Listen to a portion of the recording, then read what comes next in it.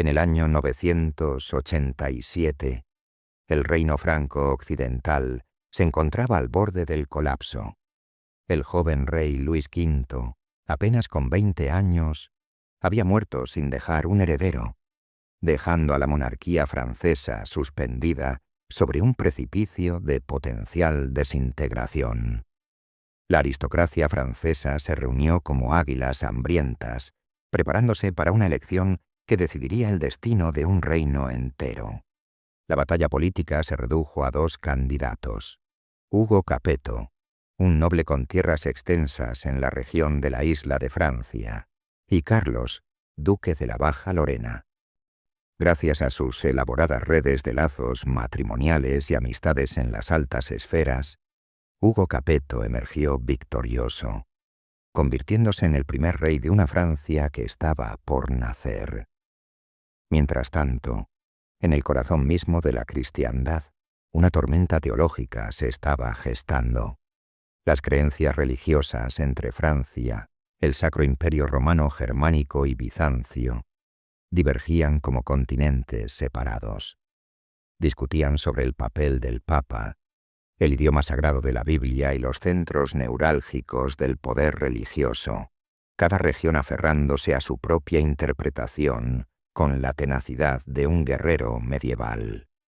En el año 1054, esta tensión teológica estalló como un relámpago. El legado Humberto de Silva, representando al Papa León IX, lanzó su sentencia más temible: la excomunión del patriarca de Constantinopla, Miguel I Cerulario. La respuesta fue inmediata y fulminante. Cerulario devolvió el golpe espiritual, excomulgando al legado y a sus asociados. Este momento no fue simplemente un conflicto religioso, sino un terremoto que partiría para siempre la unidad de la cristiandad. La historia inglesa tomaría su propio giro dramático. En enero del año 1066, el rey Eduardo el Confesor murió sin un heredero natural, dejando un vacío de poder que atraería a los buitres políticos.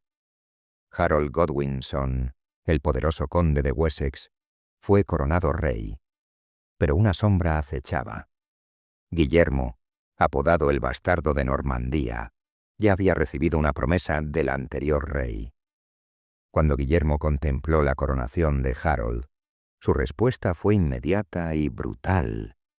Reunió un ejército, zarpó hacia Inglaterra y desembarcó en Pevensey, Sussex, construyendo un campamento fortificado que sería el punto de partida de una invasión que cambiaría la historia para siempre. Harold, consciente de la amenaza inminente, marchó hacia el sur con tropas cansadas, pero determinadas.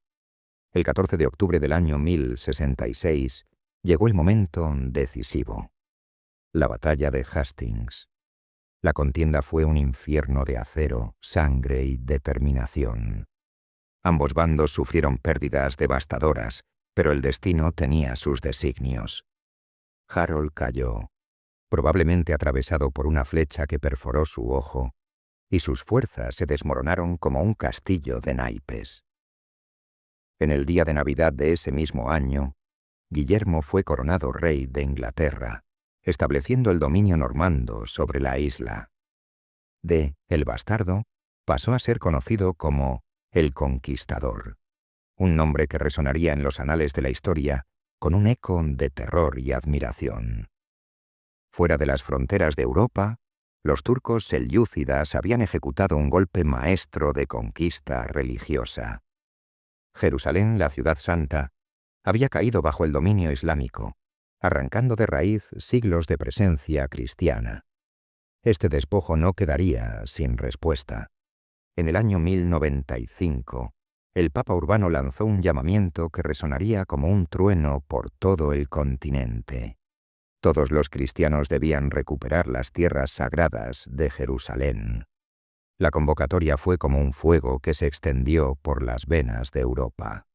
Guerreros de Francia, Italia, del Sacro Imperio Romano Germánico, Barcelona y Constantinopla se unieron en una empresa que desafiaría la imaginación. Una Europa unida en un propósito sagrado.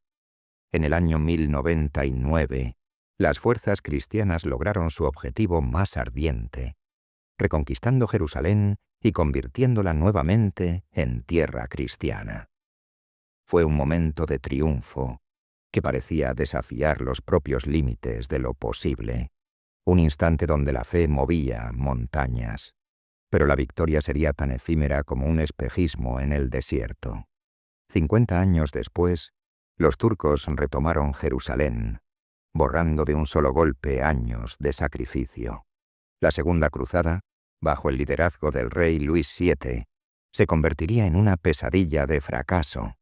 El propio rey fue capturado, y la mayor parte de su ejército se desvaneció como sombras en el campo de batalla. En el año 1187, la Tercera Cruzada emergió como un último destello de esperanza. El rey Ricardo I de Gran Bretaña, el emperador Federico del Sacro Imperio Romano Germánico y el rey Felipe II de Francia unieron sus fuerzas con la determinación de recuperar la Ciudad Santa. Sin embargo, el destino les deparaba una cruel ironía. Ricardo fue capturado, Federico encontró la muerte y Felipe abandonó la campaña. La Tercera Cruzada no fue una cruzada, sino una elegía de muerte y derrota. En el año 1202, la Cuarta Cruzada alcanzaría niveles de absurdo histórico. Convocada para reconquistar Jerusalén, terminó atacando Constantinopla, traicionando de manera flagrante los objetivos originales. Si el objetivo era destruir Constantinopla, podría considerarse un éxito. Si era recuperar Jerusalén, el fracaso no podría haber sido más completo. Las cruzadas habían sido un ejercicio de locura colectiva.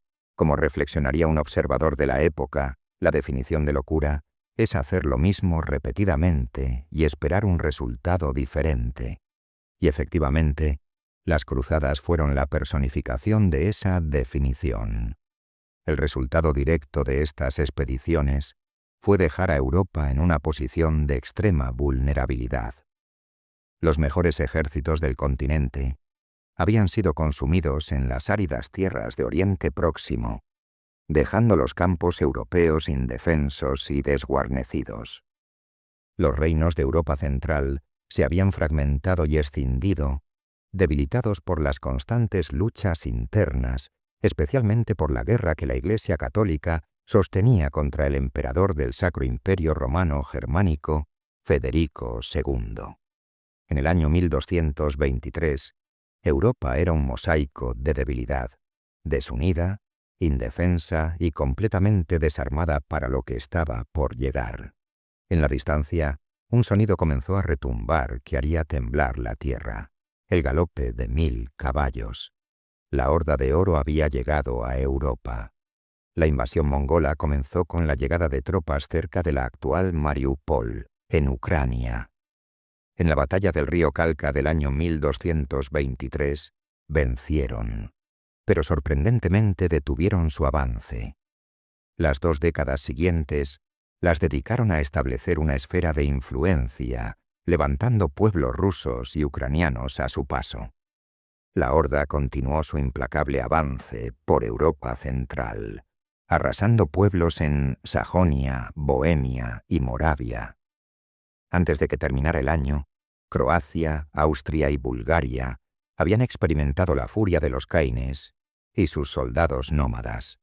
Por el invierno del año 1241, la horda mongol comenzaría su inesperado retiro de Europa, emprendiendo el largo viaje de regreso a Mongolia. Los historiadores aún debaten los motivos exactos de esta retirada, pero una teoría principal señala un acontecimiento crucial: la muerte de Ogode Khan, el tercer hijo de Genghis Khan.